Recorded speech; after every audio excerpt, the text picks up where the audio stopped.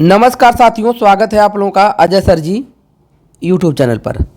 साथियों, क्या आप सुपर टेट के एग्ज़ाम की तैयारी कर रहे हैं और पहली बार सुपर टेट की परीक्षा देने जा रहे हैं?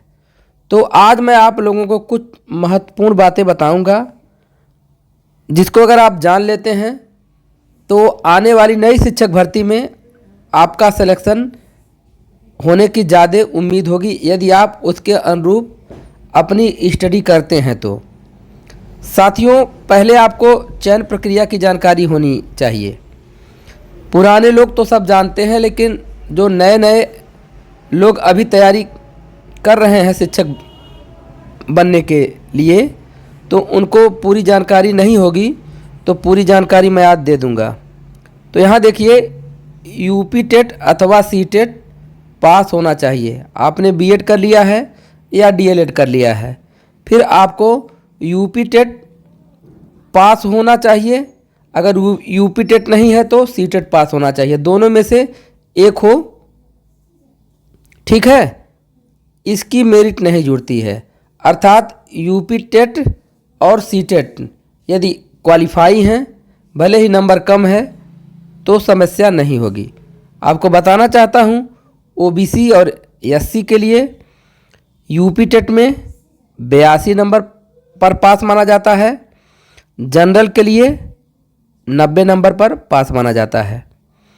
सी टेट में भी ओबीसी और एससी कैटेगरी के लिए 82 नंबर, जनरल कैटेगरी के लिए 90 नंबर, और उत्तर प्रदेश का निवासी होना चाहिए। उत्तर प्रदेश का निवासी अर्थात निवास प्रमाण पत्र भी लगता है। अब देखिए, भर्ती किस प्रकार होती है।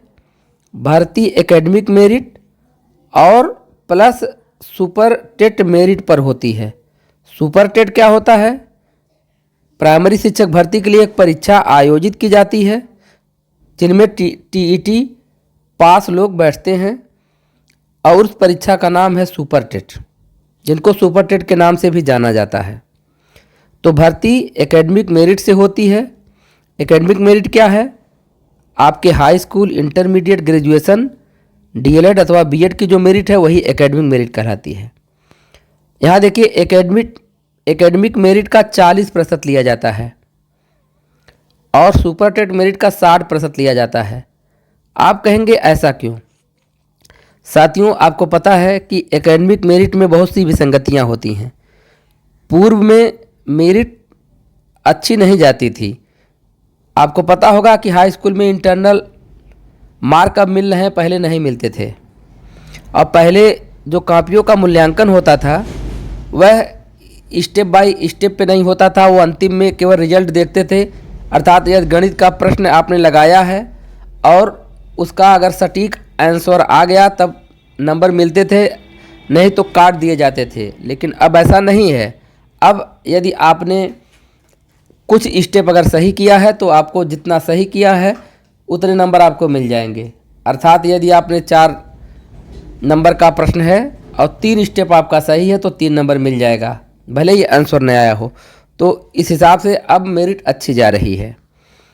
तो इसीलिए पूर्व के लोगों का नुकसान न हो तो सुपर टेट का 60% दिया जाता है, जिससे कि सारा दारोमदार किस परीक्षा पे निर्भर करता हो? सुपर टेट पर। अब यहाँ देखिए, एकेडमिक मेरिट कैसे निकाली जाती है, यहाँ देख लीजिए। फॉर एग्जांपल, यहाँ एक उदाहरण स्वरूप मैंने लिया है, आप लोग अपना इसी तरीके से निकालेंगे। यहाँ देखिए, हाई स्कूल में प्रतिशत मार्क 80% है। ये उदाहरण के स्वरूप बता रहा हूँ, आप लोग अपना लिखिएगा। इंटर में 72.5% है। स्नातक में 65.65% है। बीएड अथवा डीएलएड में 83.33% है। इन सभी के प्रतिशत को जोड़ लीजिए तो टोटल हो रहा है 301.48। अब आपको पता है कि प्रत्येक का 10-10% लिया जाता है, तो चाहे सबका पहले ही 10-10% निकालिए या एक बार में 10% निकालिए, तो एक एक का निकालने से बेहतर है कि जोड़ करके इकट्ठे निकाल लीजिए। तो यहाँ जोड़ने पे कितना हो गया 301.48। इसका 10% निकालने का मतलब गुणे 10/100 करेंगे, अर्थात इसमें 10 से भाग पड़ जाएगी। तो 10 से भाग देने का क्या आशा है कि यह जो 301.488 देख रहे हैं, दशमलव को एक स्थान आप बाईं ओर ला दीजिए। बाईं ओर लाएंगे तो 0 और 1 के बीच में दशमलव लग जाएगा, तो हो जाएगा 30.148। आप भी ऐसा करिएगा, जितना आएगा दशमलव को आप क्या करिएगा बाईं ओर एक स्थान लेते आइएगा। यदि आपका दशमलव में नहीं होगा तो मान लीजिए किसी का यहाँ देख लीजिए, मान लीजिए हो गया, यहाँ देखिए हो गया 305।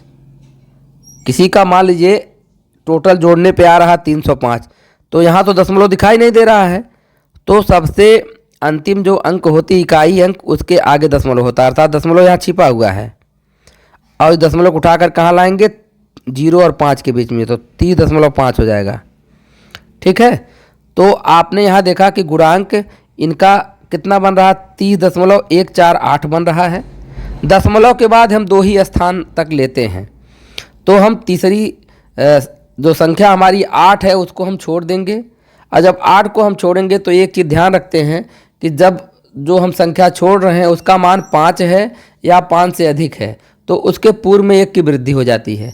यदि 5 से छोटा है तो कोई वृद्धि नहीं होती। तो 8 को अगर हम छोड़ेंगे तो ये 5 से अधिक है तो उसके पूर्व में अर्थात बाईं ओर की संख्या में 1 जोड़ लेंगे, तो हो जाएगा 30.15। तो यहाँ देखिए एकेडमिक गुणांक जो है कितना हो गया 30.15। अब हम लोग आगे आएंगे। आगे यहाँ देख लीजिए सुपर टेट, जिसको हम लोग शिक्षक भर्ती परीक्षा के नाम से जानते हैं।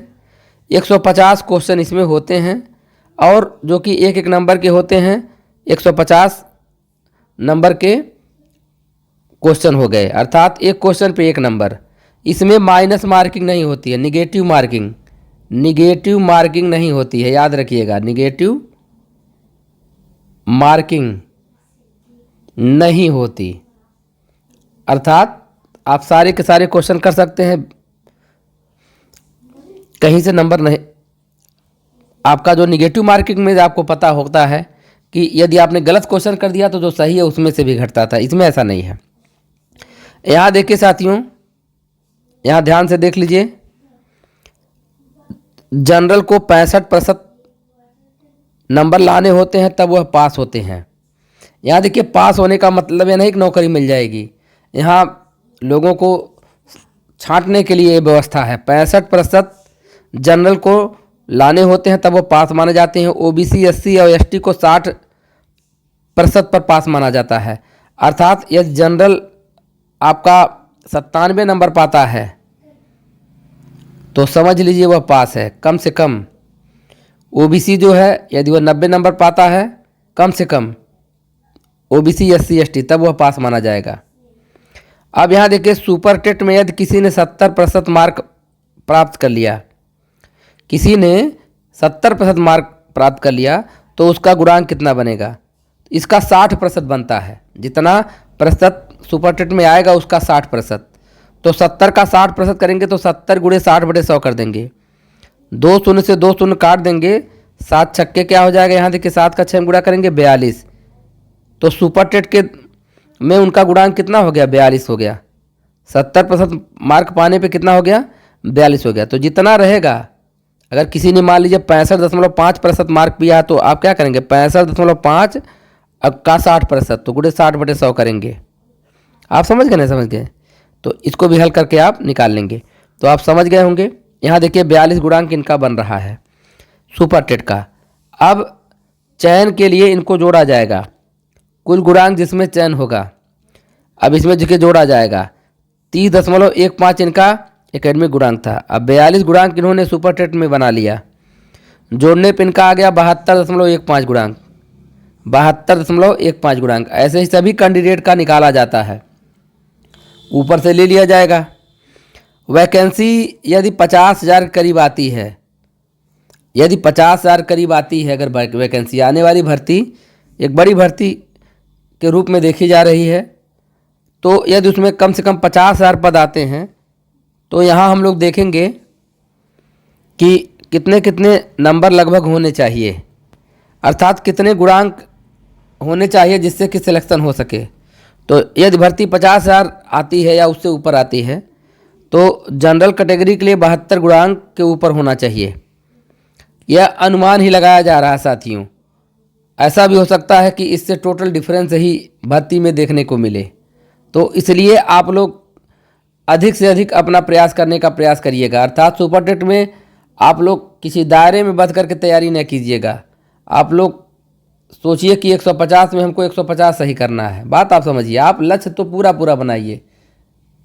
अब पूरा पूरा बनाएंगे तो 110, 120, 130 भाई जैसा जो तैयारी करेगा उसको मिलेगा। लेकिन आप जब पहले से सोच कर चलेंगे कि चलिए 90 पे क्वालिफाई है, हम 90 ही तैयार करेंगे या 95 तैयार करेंगे, तो आपका कम ही हो जाएगा या उतने पर रह जाएंगे। तो मैं मानता हूँ 14 विषय कठिन है, 150 नंबर लाना बहुत ही कठिन है। यह समझ लीजिए कि लोहे के चने चबाना जैसा है, ऐसा मैं कह रहा हूँ। मैं भी इसको इग्नोर नहीं कर रहा हूँ, लेकिन आपको लक्ष्य अधिक से अधिक रखना है जिससे अच्छा नंबर आ सके, ठीक है।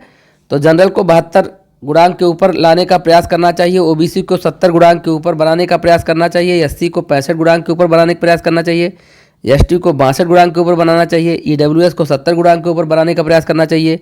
दिव्यांग यदि जनरल है तो 70 गुणांक के ऊपर, ओबीसी है तो 68 गुणांक के ऊपर, एससी है तो 63 गुणांक के ऊपर, एसटी है तो 60 गुणांक के ऊपर बनाने का प्रयास करना चाहिए।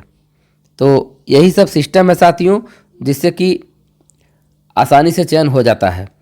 तो आशा करता हूँ कि नए लोगों को ये वीडियो काफ़ी हेल्पफुल प्रदान करेगा। तो वीडियो को लाइक करते हुए, शेयर करते हुए ऐसे यूजफुल वीडियो अगर आप पाना चाहते हैं तो इस चैनल को सब्सक्राइब भी कर सकते हैं। वीडियो देखने के लिए आप लोगों का बहुत बहुत धन्यवाद।